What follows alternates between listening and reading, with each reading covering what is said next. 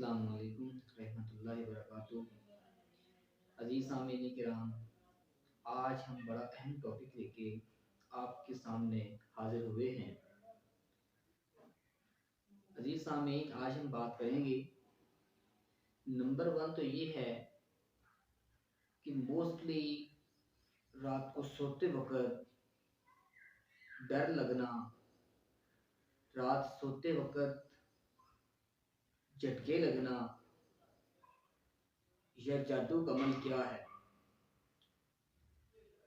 दूसरा हम व्यूअर्स बात करेंगे कि इसका इलाज क्या है।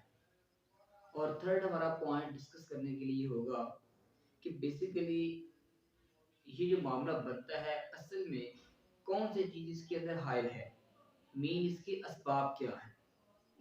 अजीज सामीन, नंबर वन मैं इसकी वजाहत करता हूँ कि असल में ये अमल मतलब बेसिक तौर पे कैसे होता है।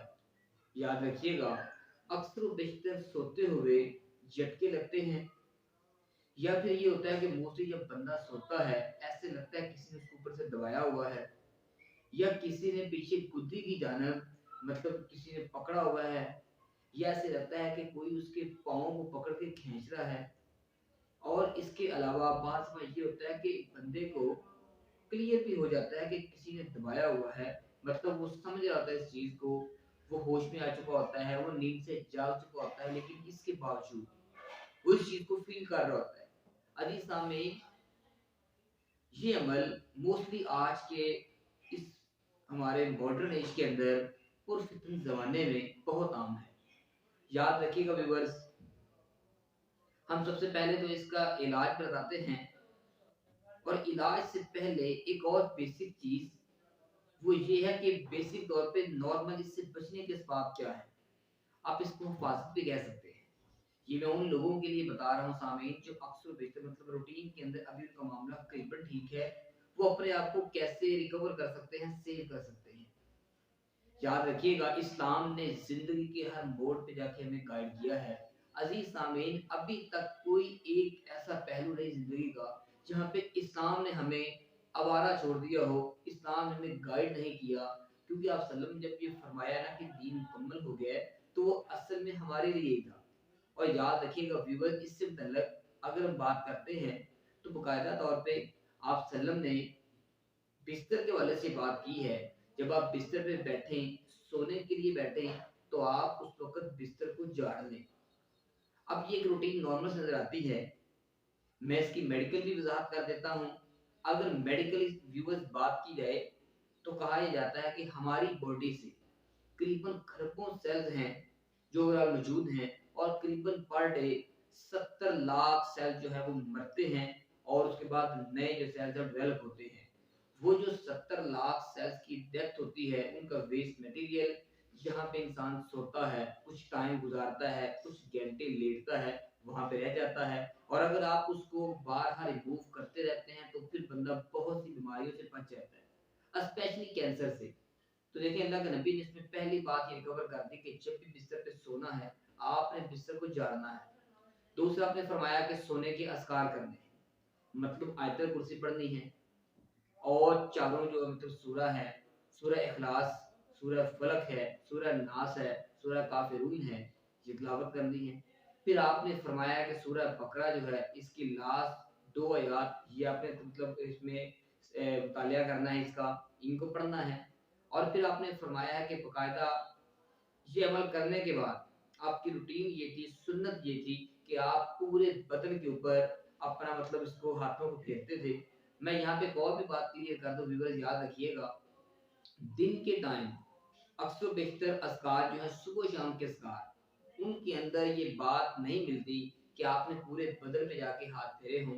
लेकिन सोने के वक्त बाकायदा तौर पे आप सल्लल्लाहु अलैहि वसल्लम से मतलब ये मरवी है कि अल्लाह के नबी बिस्तर पे बैठते थे और ये आयत कुर्सी सूरह इखलास पढ़ने के बाद पूरे बदन के ऊपर फूंक मारते थे, और उसके बाद मतलब हाथ फेरते थे। इसका मतलब ये हुआ कि शाम के वक्त सोते हुए ये अमल बड़ा नहायत अहम है, और इसको समझना चाहिए। अगर बंदा ये काम कर लेता है तो फिर ये शैतानी जो मामलात हैं, जो शैतानी मसाइल हैं, शैतान का हमलावर होना, शैतान का ऐसे डराना धमकाना ये मामला खत्म हो जाता है।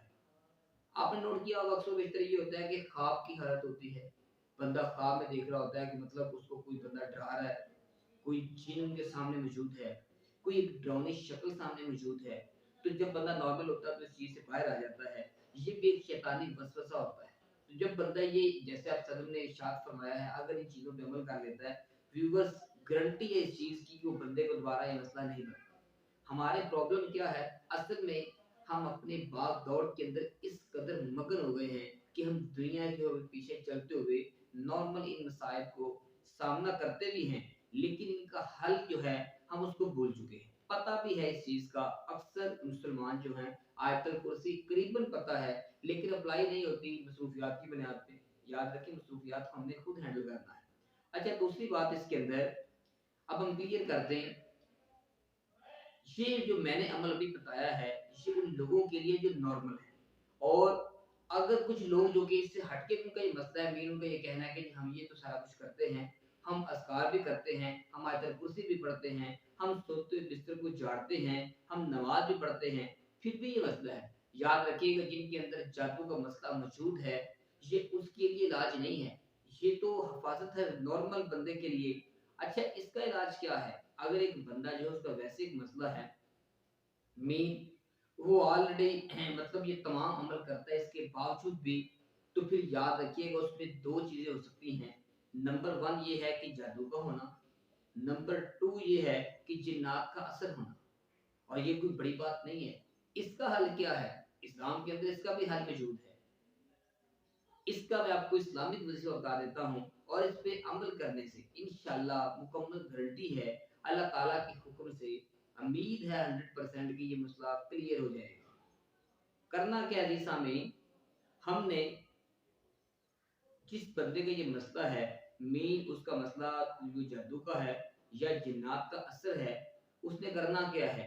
नंबर वन व्यूअर्स, उसने 7 बार आयतल कुर्सी पढ़नी है। नंबर टू 7 बार सूरह फातिह पढ़नी है।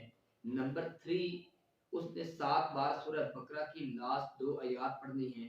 नंबर फोर सूरह साफात की पहली 10 आयत का मुतालिया करना है। और नंबर फाइव उसने सूरह फलक और सूरह नास 7-7 बार पढ़नी है।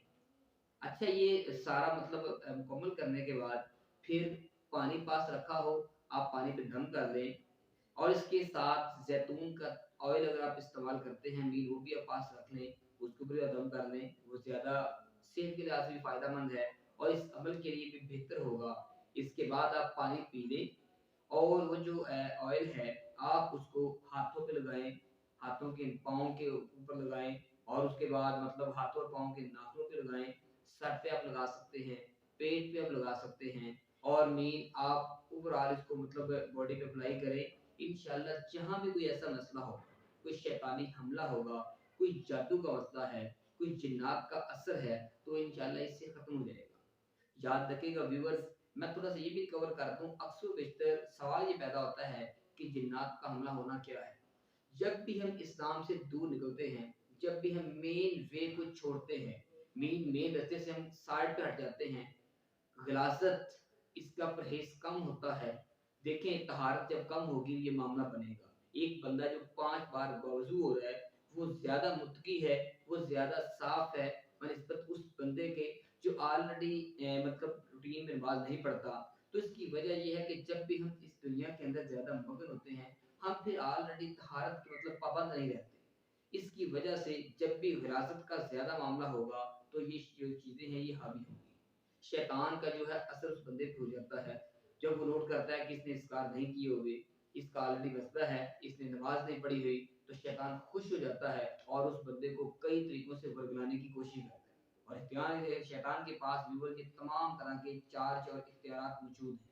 वो इनके ऊपर जो है वो ओवरऑल फ़र्क करता है। उसने अल्लाह ताला से परमिशन ली हुई है। अल्लाह ताला ने हमारे लिए क्या हल छोड़ा है? हम सिर्फ़ नॉर्मल जो आप सल्लम ने औसाफ और कानून बता दिए हैं, हम उसको फ़ॉलो करें। ये व्यूअर जो मैंने एंड पे वज़ीफ़ा बताया है, अगर इसको प्रॉपर्ली अप्लाई किया जाए, तो इंशाअल्लाह करीबन 40-45 दिन के लिए अगर आप करें, ये थोड़ा-सा देर का अमल ज़रूर है, लेकिन मुकम्मल इसका फ़ायदा होगा। मैं यहाँ पे शर्त ज़रूर ऐड कर दूँ, व्यूअर्स याद रखिएगा, इसके साथ साथ नमाज की पाबंदी बहुत जरूरी है। अगर एक बंदा नमाज नहीं पढ़ता तो हो सकता है बज़ाहिर तो मुतालिया करने से उसका असर तो ज़रूर होगा, लेकिन मुकम्मल नहीं होगा। वो इस बिना पे कि मौके पे असर हो जाता है, बाद वो चीज़ें फिर हावी हो जाती हैं। इस बिना पे जब तक आप नमाज के पाबंद नहीं हैं, उस वक़्त तक ये मामलात गाए-बगाए आपको घेरते रहते हैं। तो जी सामईन, ये हमारी आज की वीडियो थी। दुआ है अल्लाह ताला से, अल्लाह ताला हम सबको इन तमाम खुराफात से महफूज़ रखे और हमें इस्लाम की तरफ जो है वो मतलब चलने वाला बना दे। हमें इस्लाम की तरफ जो है फेर दे और इस्लाम के सांचे में डालकर अपनी ज़िंदगी गुज़ारने के लिए मतलब हमें इसके अकॉर्डिंग चलने वाला बना दे। तो जी सामईन, मुझे इजाज़त दीजिएगा। मिलेंगे नेक्स्ट वीडियो के साथ। अल्लाह हाफ़िज़। अस्सलाम वालेकुम।